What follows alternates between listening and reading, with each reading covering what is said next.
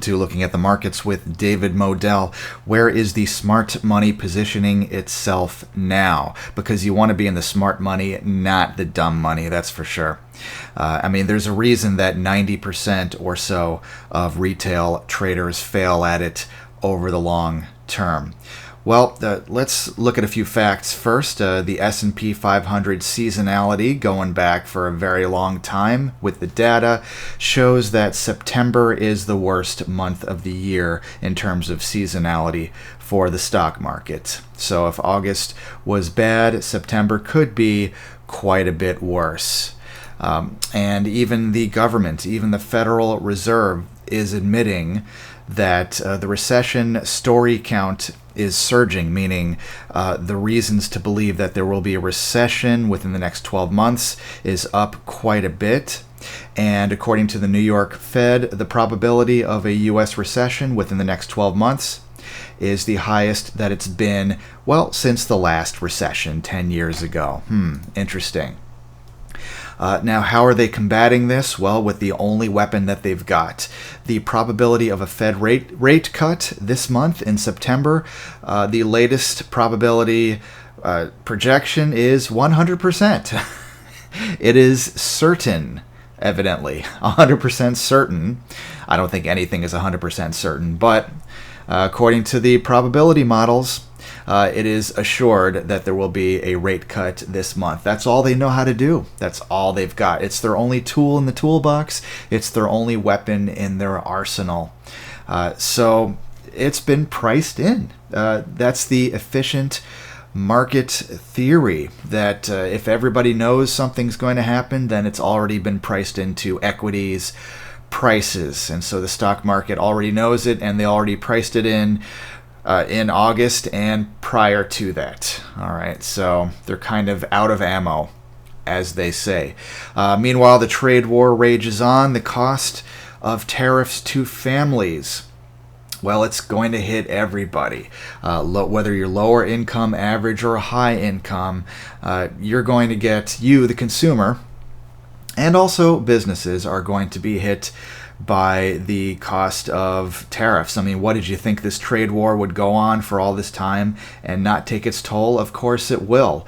I'm not saying I'm for or against anything politically. This is not a political statement. It's just letting you know that the economy is going to take a burden, and that will reflect itself in the markets sooner or later, in my estimation. Hey, if you don't think that businesses are being hit, operating profits of U.S. companies are down to, well, recession levels. Whenever it gets down to this level, you should have a recession here and here and here and here and here and here.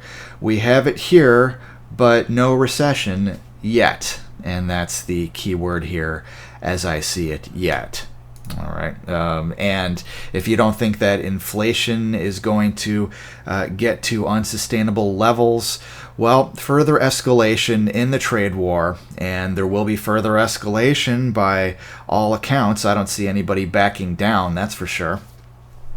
So I'm going to guess that there will be further escalation, although I don't like to make predictions. But I don't see any back down right now. And according to this model, according to Goldman Sachs, there will be an escalation in the trade war. And if there is, then that will have a massive effect on core PCE inflation. So if you're not expecting the price of just about all goods to go up, then you might want to think again about that and what effect that will have on the economy and the markets. So where is the dumb money positioned? Well, U.S. household equity exposure is near the highs. So retail investors, also known as the dumb money, I hate to call retail investors dumb. That's just the term that is used, the dumb money. It is near the all-time highs, according to the St. Louis Federal Reserve. Here's another view of that. Cash is low, meaning that households are fairly fully invested. So Yeah, the dumb money is fully invested as much as they can be into equities or stocks, the blue chip stocks, the stock market. So, where are the institutes invested? Well, institutional investors are moving further away from equities. They're moving out of the stock market. The flight to safety continued in August. As you can see, equity outflows from the hedge funds and institutional investors. The move to cash is broadly following the growing risk of a recession. You see, the dumb money, the retail investors, they move opposite to the growing risk of a recession. When the risk of a recession is growing, the dumb money moves into the stock market at its peak or near its peak. Meanwhile, the smart money gets the heck out because they see what's coming. They take profits. They say, hey, we've made money hand over fist over the last 10 years. We're good. We're going to start to scale back while the dumb money gets in at or near the top. Here's another view of this. Macro focused hedge funds have turned underweight on equities once again, and also volatility funds are turning sharply underweight on equities because they see the VIX as surging, the volatility index. So, as soon as this guy gets heavily into the stock market, that's your cue to get the heck out. Consider gold. Consider silver. Consider being smart. My name's David Modell. This is Looking at the Markets. Don't be this guy. Think for yourself. I'll talk to you again soon.